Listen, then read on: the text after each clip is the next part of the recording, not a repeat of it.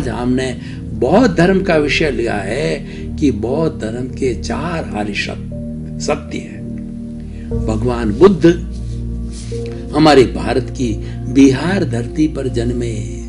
वो उनका जन्म तो कपिल वस्तु वहाँ पे जो है वो अपने नेपाल में हुआ था। नेपाल किसी समय भारत का अंग था।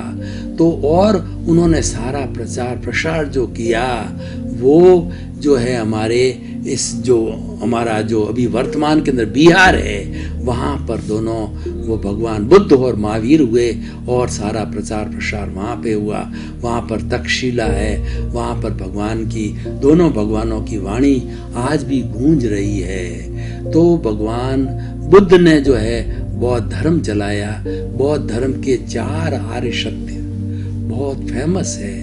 वो क्या है कि सबसे पहला जो है दुख है, सोरो इज ओमनी प्रेजेंट, दुख का कारण है, cause of sorrow is there. तीसरा है कि दुख का निवारण है कि that what the sorrow you feel can be vanished.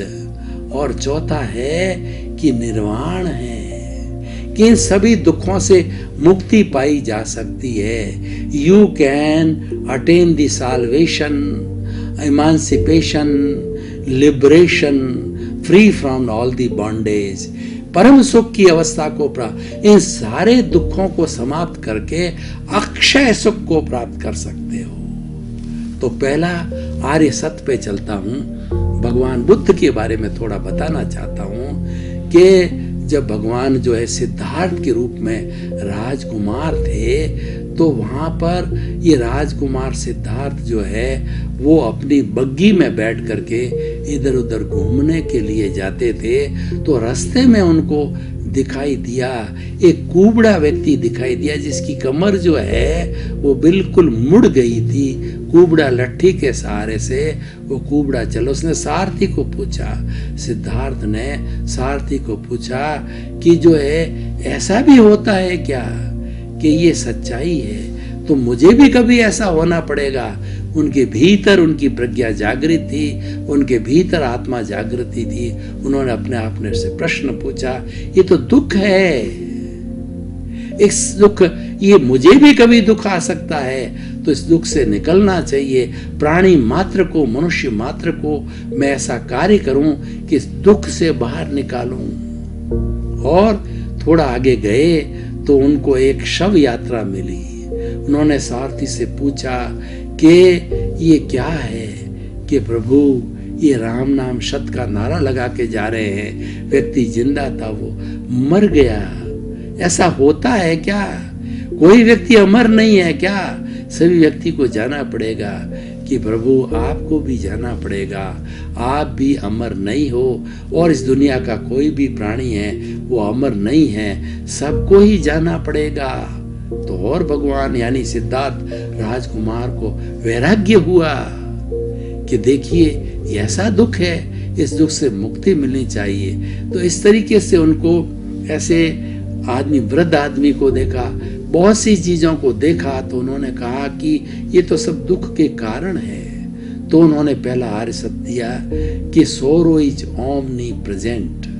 उन्होंने जो है वो एक समझाने के लोगों को, अपने जो शिष्य को जो है कुछ पीले चावल दे करके और का भेजा उसको कि तुम पूरे गांव में घूम करके आओ और ये पीले चावल उस घर में देना जिसको कि आज तक कोई दुख नहीं आया हो।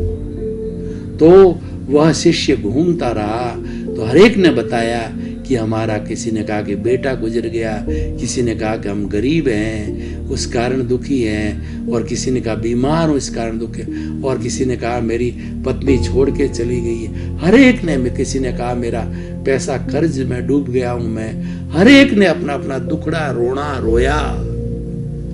वो चावल लौट करके वापस शिष्य लेके आया तो ये सिद्धार्थ के भगवान उस वक्त दीक्षा ले चुके थे, उनके दिमाग में जम गई कि ये सारा संसार है वो दुखों से भरा हुआ है, यानी दुख है। फिर उन्होंने जब दीक्षा लेने के बाद के अंदर खूब तपस्याएं की, घोर तपस्या की, बड़ी बड़ी तपस्याएं 10 दिन की, 15 दिन की, महीने भर की, और अपने शरीर को क्रश किया, फिर भी उनको बोध ही नहीं मिली। तब उन्होंने जो है वो मेडिटेशन किया। मेडिटेशन करने के बाद बोधि वृक्ष के नीचे बोधि सत्व मिला उनको, और उनको केवल ज्ञान की प्राप्ति हुई। तो उन्होंने अपने चिंतन से देखा, उन्होंने कहा कि सारा संसार दुख से भरा हुआ है। तो दूसरा आर्य सत्य दिया कि दुख का कारण है